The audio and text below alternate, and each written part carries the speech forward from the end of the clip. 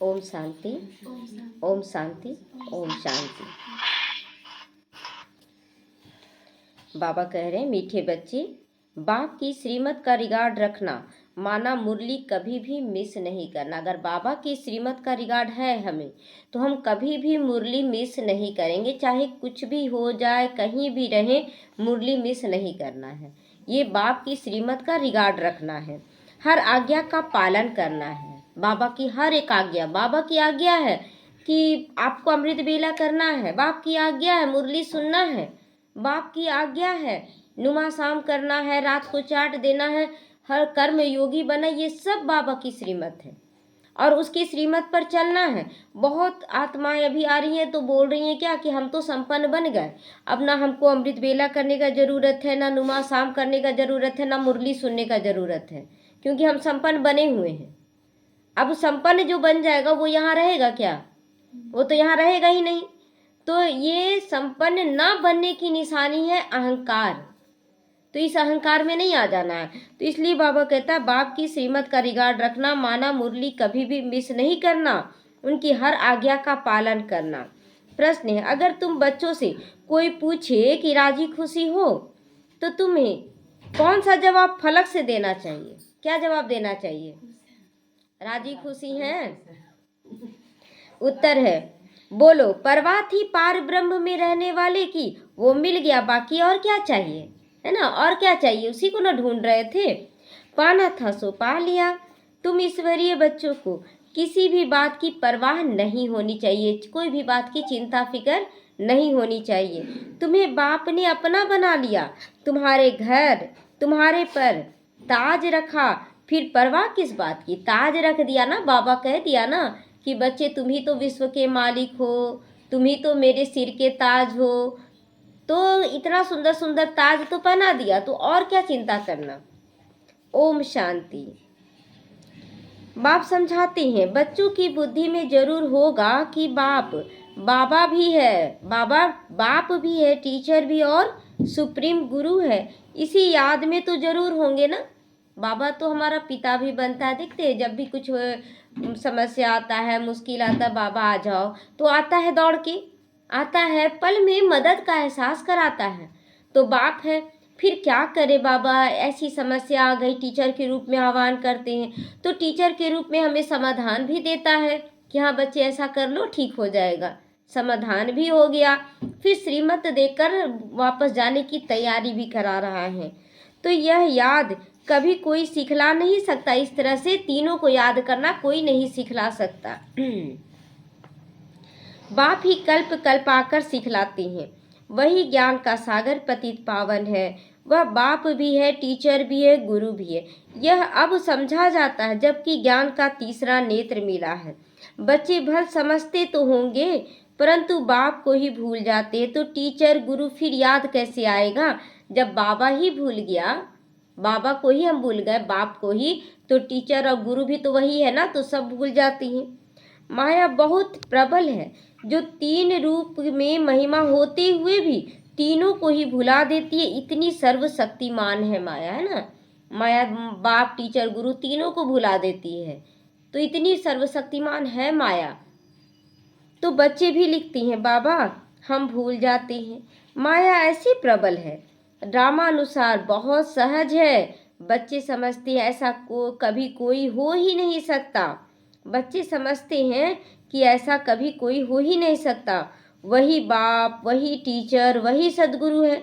सच सच, इसमें गपोड़े आदि की कोई बात नहीं है ना। बहुत सारे बच्चे ये भी समझते हैं कि एक ही कैसे हो सकता है, लेकिन यहाँ तो सच सच बता रहे बाबा।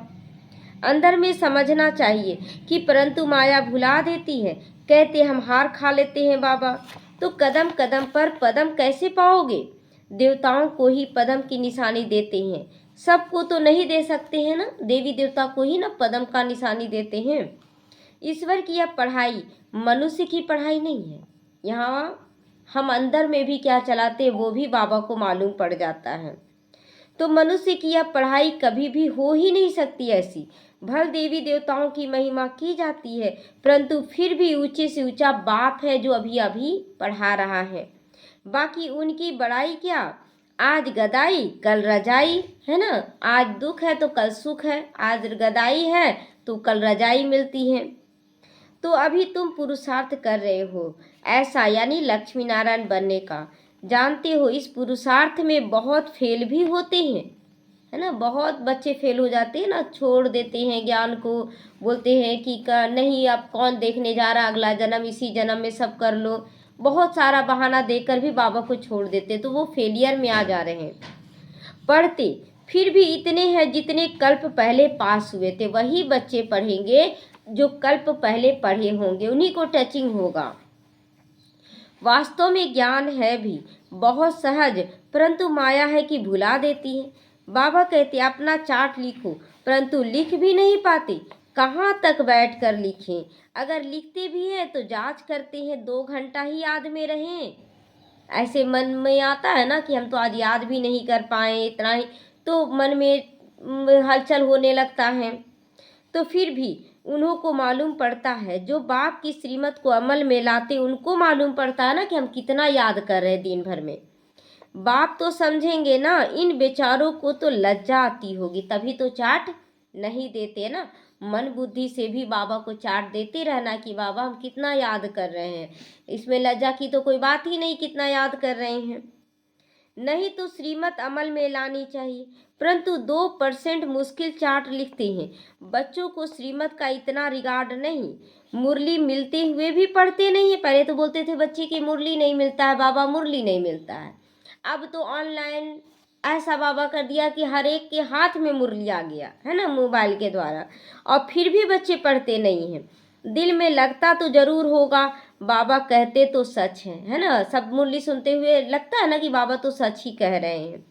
हम मुरली ही नहीं पढ़ती तो बाकी औरों को क्या समझाएंगे। जब हम खुद नहीं मुरली पढ़ रहे तो दूसरों को हम कैसे समझाएंगे।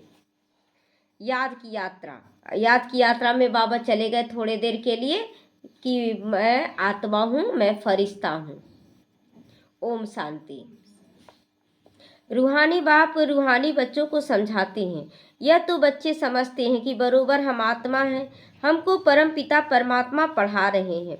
और क्या कहते हैं, मुझे याद करो तो तुम स्वर्ग के मालिक बनोगे। जितना हम याद करेंगे हमारे ऊपर विक्रम का विनाश होगा, विक्रम का बोझ है जो उतरेगा, तो फिर हम स्वर्ग के मालिक बनेंगे। इसमें बाप भी आ गया, पढ़ाई और पढ़ाने वाला भी आ गया ना। अगर स्वर्ग के मालिक बनेंगे तो कौन बनाया, तो बाप आ गया, पढ़ाने वाला भी आ गया और पढ़ाई भी आ गया, सदगति दाता भी आ गया। अक्षर, थोड़े अक्षर में सारा ज्ञान आ गया।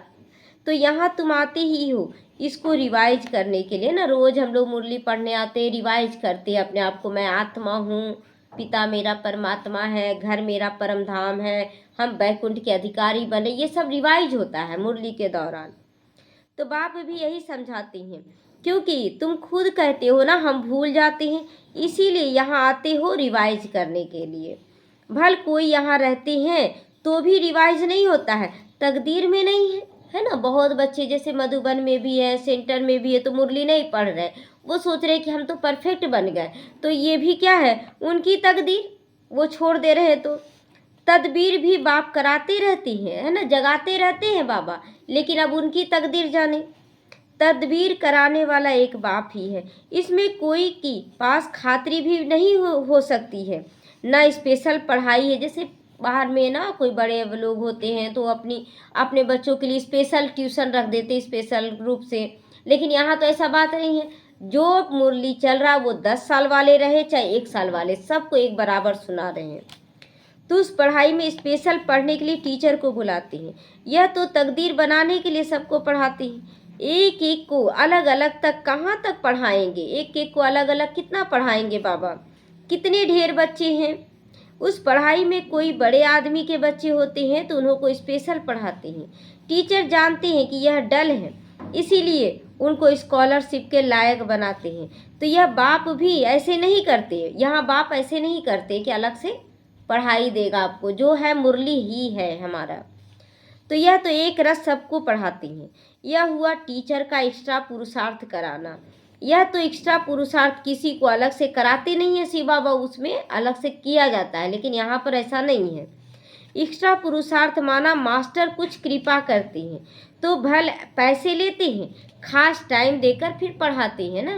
ट्यूशन टीचर अलग से पैसा लेते हैं और खास टाइम पर पढ़ाते हैं, जिससे वो जास्ती पढ़कर होशियार हो जाते हैं। तो यहाँ तो जास्ती कुछ पढ़ने की बात ही नहीं है, इनकी ही बात नहीं है, इनकी तो बात ही नहीं है। एक ही महामंत्र देते हैं, क्या?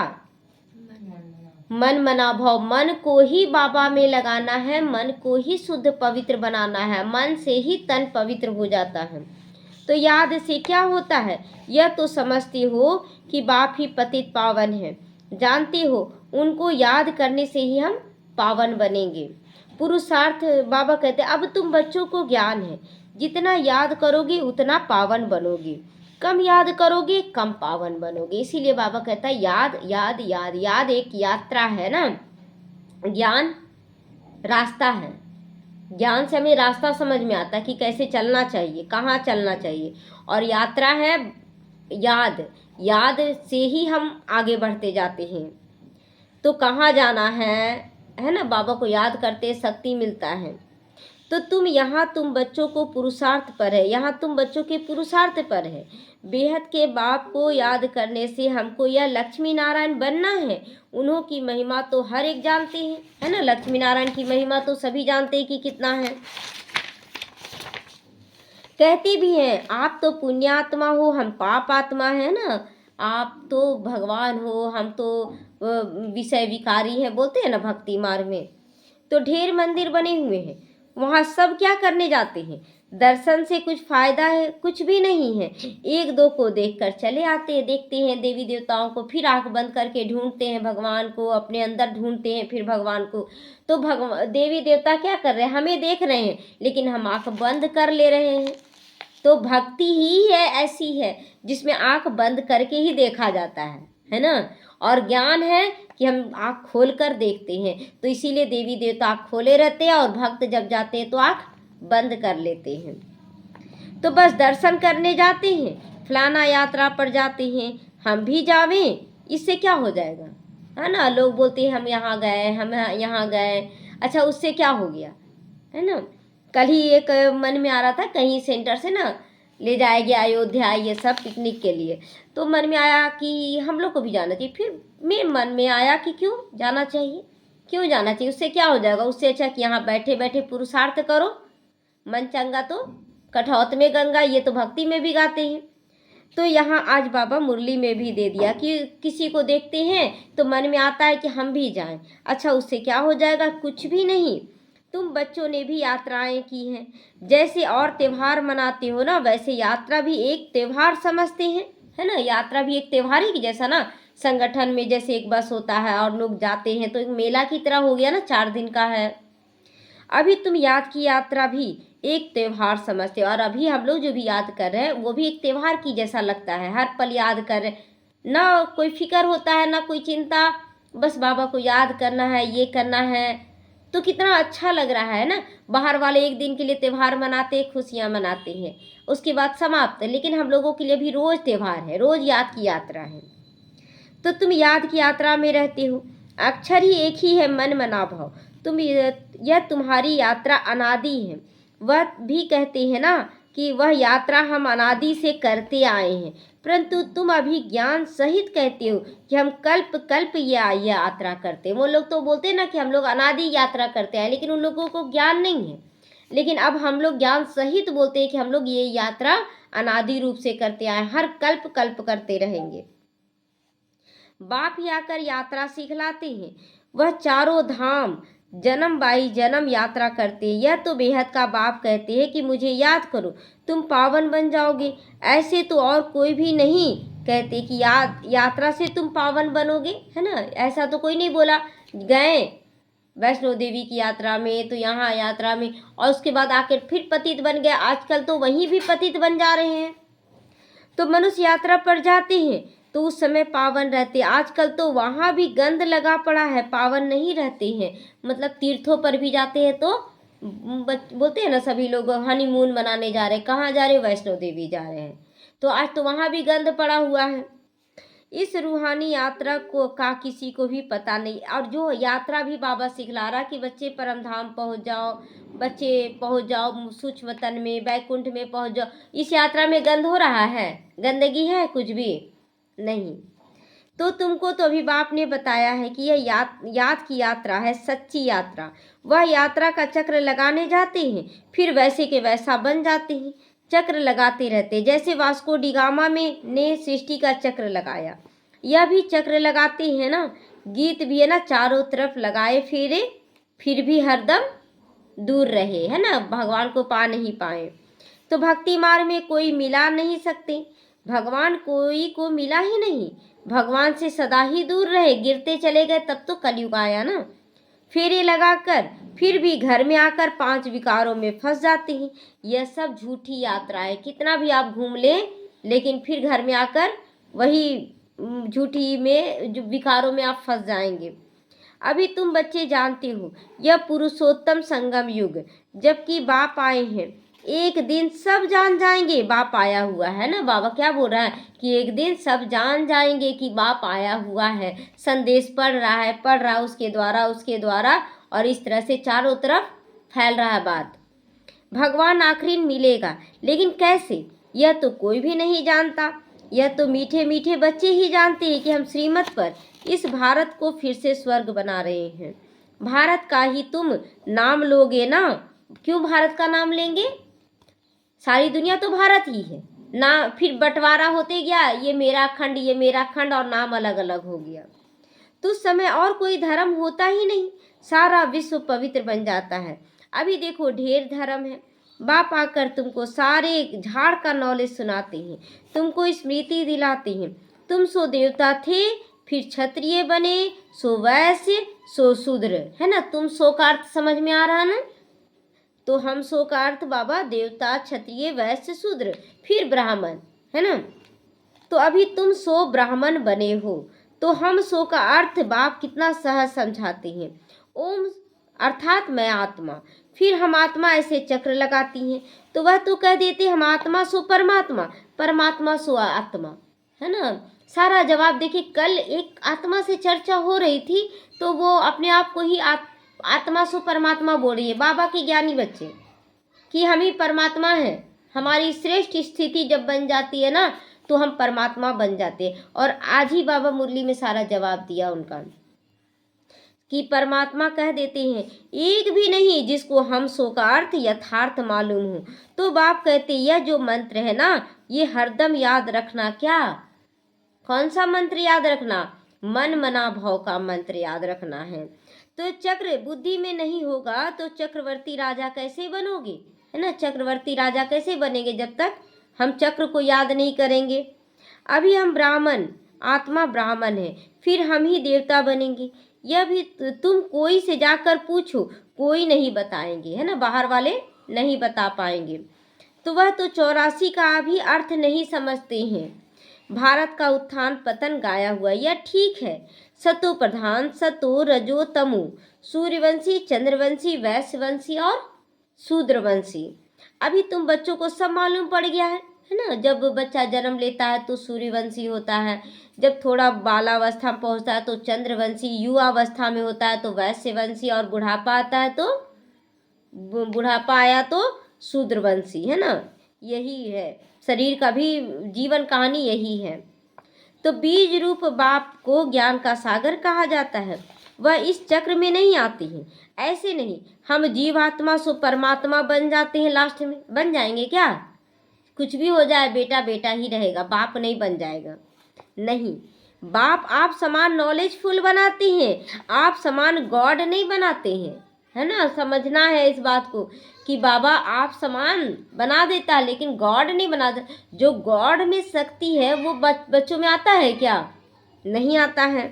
तो इन बातों को बहुत अच्छी रीति समझना है, तब बुद्धि में चक्र चल सकता है, जिनका नाम स्वदर्शन चक्र रखा है। तुम बुद्धि में समझ सकते हो हम कैसे इस 84 के चक्र में आते हैं। इसमें सब कुछ आ गया, समय भी आता है, वर्ण भी आ जाता है, वंशावली भी आ जाता है ना। 84 जन्मों के चक्र में समय भी आ गया, वर्ण भी आ गया और वंशावली भी आ गया। अब तुम बच्चों की बुद्धि में ये सारा ज्ञान होना चाहिए। नॉलेज से भी ऊंचा पद मिलता है। नॉलेज होगी तो औरों को भी दोगे, है ना। जब नॉलेज पूरा होता जाएगा तो औरों को भी देने के लायक बनेंगे। यहाँ तुमसे कोई पेपर आदि नहीं भराए जाते। उन स्कूलों में जब इम्तिहान होते हैं तो पेपर्स विलायत से आते हैं। जो विलायत में पढ़ेंगे उन्हों के पेपर वहीं मिलेंगे, वहाँ ही रिजल्ट निकालते होंगे। उनमें भी कोई बड़ा एजुकेशन अथॉरिटी होगा जो जांच करके करते होंगे पेपर्स की, है ना। हम लोग जैसे उस समय गुलाम था ना देश, तो यहाँ जो भी एग्जाम होता था उसका पेपर आता था विलायत से, और विलायत में भी कुछ विशेष अथॉरिटी वाले होंगे तो जो पेपर देंगे और चेक करेंगे। तुम खुद ही करोगे, लेकिन यहाँ पर पेपर हम खुद ही चेक करेंगे कि हम कैसा पेपर दे रहे हैं। खुद की जो चाहो सो बनाओ। बाबा आज़ादी दे दिया कि तुम जो चाहे वो लिखो। ये नहीं सोचना है कि हम तो लास्ट में आए, हम तो यहाँ हैं, हम यहाँ हैं, हम नहीं कर पा रहे। नहीं, पुरुषार्थ से जो चाहे पद बाप से ले लो। बाबा खुली छुट्टी दे दिया कि पुरुषार्थ करके जो चाहे वो पद ले लो। प्रदर्शनी आदि में बच्चे पूछते हैं ना, क्या बनेंगे? देवता बनेंगे, बैरिस्टर बनेंगे, क्या क्या बनेंगे, है ना। पूछते हैं कि क्या बनेंगे। अभी देखिए कि पूरे विश्व में कहीं से बुद्ध निकले तो कहीं से मीरा निकली, कहीं से चंद्रगुप्त निकले, कहीं भीमराव अंबेडकर निकला। एक एक आत्मा एक ही जगह से तो नहीं निकली, अलग अलग जगहों से चुनी गई और कैसी छुपी हुई थी, कितना वो पुरुषार्थ की, उसके बाद निकली। उसी तरह बाबा के बच्चे भी हैं। ये नहीं सोचना है कि मधुबन वाले ही निकलेंगे, सेंटर वाले ही निकलेंगे, गृहस्थी ही निकलेंगे। नहीं, जो जैसा पुरुषार्थ करेगा उसको चुना जाएगा ऊपर से। तो जितना बाप को याद करेंगे, सर्विस करेंगे, उतना फल मिलेगा। जो अच्छी रीति बाप को याद करते हैं वो समझते हैं कि हमको सर्विस भी करनी है, प्रजा भी बनानी है, या राजधानी स्थापन हो रही है तो उसमें सब कुछ चाहिए ना। वहाँ वजीर होते नहीं, केवल वजीर की दरकार नहीं रहती है। क्यों? जिसकी अकल कम होती है, वजीर की ज़रूरत किसको पड़ती है? जिसको अकल कम है ना, बुद्धि कम होता है। तुमको वहाँ राय लेने की दरकार नहीं रहती। बाबा के पास राय लेने आते हैं, स्थूल बातों की राय लेते हैं, पैसे हैं क्या करें, धंधा कैसे करें। बाबा कहते हैं यह दुनियावी बातें बाप के पास नहीं लाओ, है ना। बाबा क्लियर करते हैं कि ये सब बातें हमसे ना पूछो। तो कहाँ दिल शिकस्त ना बन जाए तो कुछ ना कुछ आथत देकर बता भी देते हैं कभी कभी बाबा, है ना, कि मतलब दिल शिकस्त ना हो जाए, हार मान कर ना बैठे, इसीलिए कुछ ना कुछ बता देते हैं कि ऐसा नहीं ऐसा करो। तो यह कोई मेरा धंधा नहीं है। फिर बाबा ये भी बोल देता है कि यह कोई मेरा धंधा नहीं है जो हम तुमको बताते रहेंगे। मेरा तो ईश्वरीय धंधा है, तुमको रास्ता बताने का, तुम विश्व के मालिक कैसे बनो ये बताने का। तुमको मिली है श्रीमत। अब श्रीमत प्रमाण बहुत अच्छे से चलना है। बाकी सब है आसुरी मत पर। सतयुग में कहेंगे श्रीमत, कलयुग में है आसुरी मत, वह है ही सुखधाम।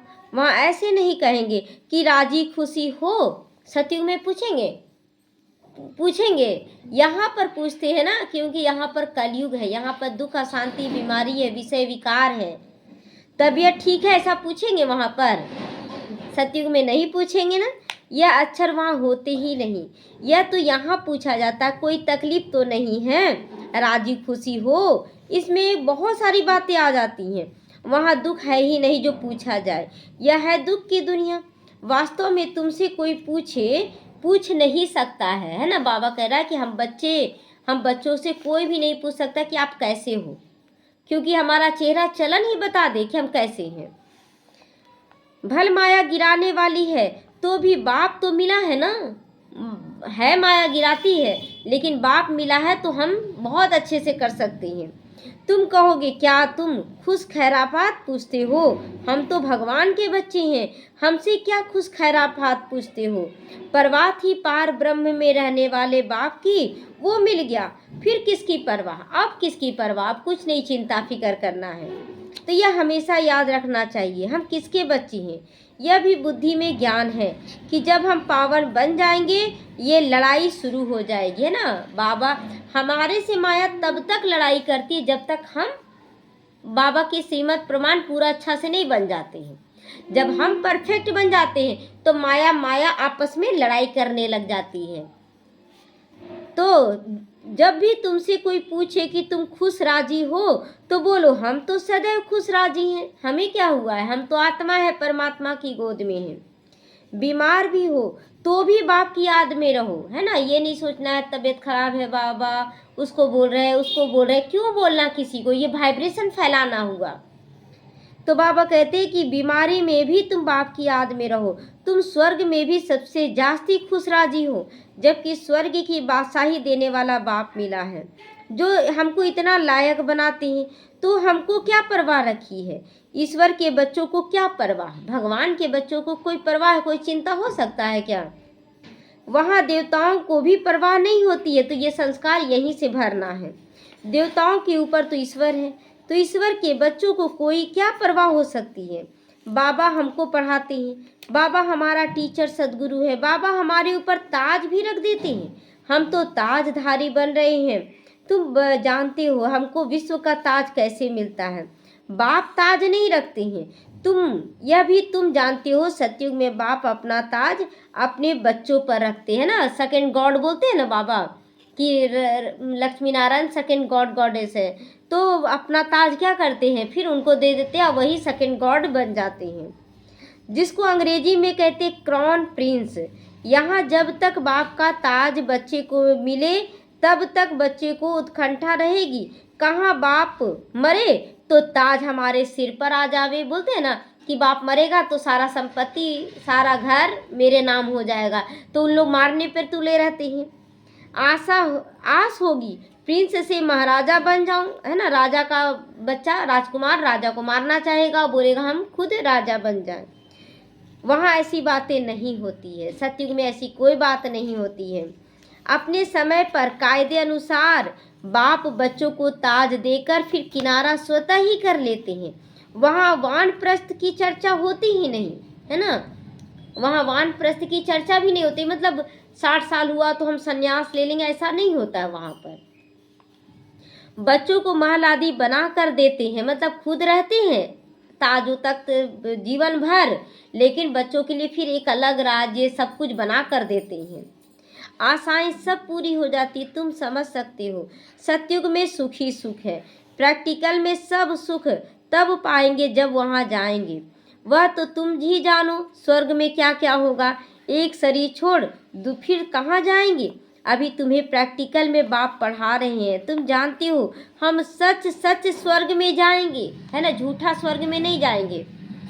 तो वह तो कह देते हैं हम स्वर्ग में जाते हैं, पता ही नहीं कि स्वर्ग भी किसको कहा जाता है, उनको तो पता भी नहीं।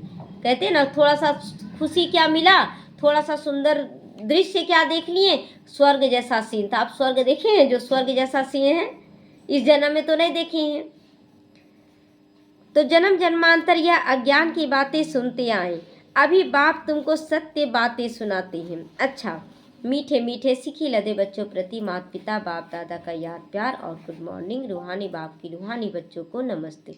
हम रूहानी बच्चों की रूहानी माता पिता बाप दादा को याद प्यार गुड मॉर्निंग और नमस्ते नमस्ते। शुक्रिया बाबा शुक्रिया।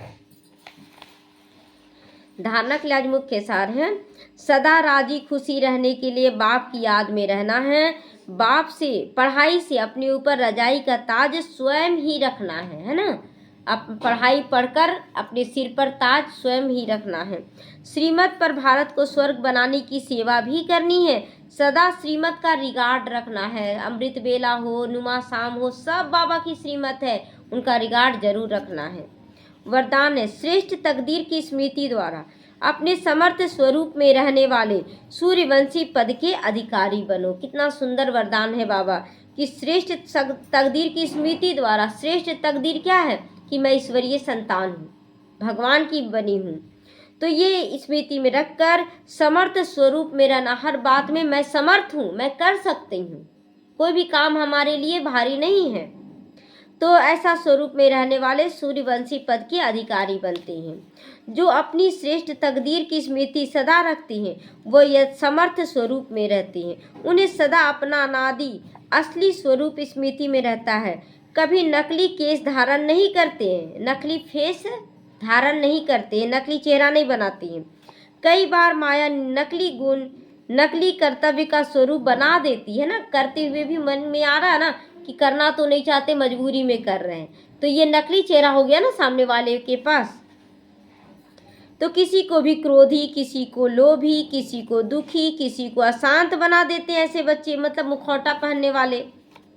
लेकिन असली स्वरूप इन सब बातों से परे है। जो बच्चे अपने असली स्वरूप में स्थित हो रहते हैं वह सूर्यवंशी पद के अधिकारी बन जाते हैं। जो अपने अंदर से सत्य स्वरूप में रहेंगे वही सूर्यवंशी घराने के बनेंगे।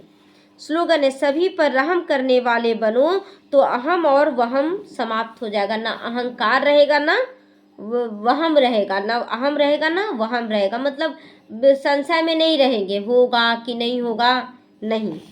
अव्यक्ति सारे, इस अव्यक्ति मास में बंधन मुक्त रहकर जीवन मुक्त स्थिति का अनुभव करो।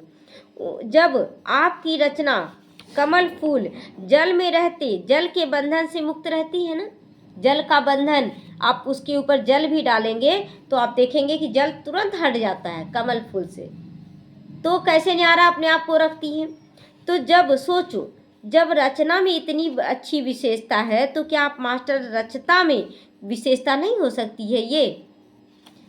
तो जब कभी बंधन में फंस जाओ तो अपने सामने कमल फूल का दृष्टांत रखो कि जब कमल फूल न्यारा प्यारा रह सकता है तो क्या हम मास्टर सर्वशक्तिमान नहीं रह सकते हैं। तो सदा बन जाओगे, मतलब चेक एंड चेंज करते जाएंगे तो आप सदा के लिए बन जाएंगे।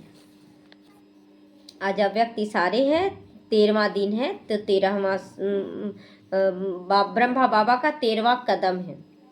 शक्तिशाली मनसा द्वारा श्रेष्ठ वाइब्रेशन फैलाने की सेवा करो। जैसे ब्रह्मा बाबा रात को भी जाग करके फिर वाइब्रेशन फैलाने की सेवा करते थे। इस बात में जो ओटे सो अर्जुन। कोई भी सेवा करते, रोटी बनाते भी, पहरा देते भी, शक्तिशाली स्मृति स्वरूप में रहो। मतलब कोई भी काम करो तो बाबा को याद में करो।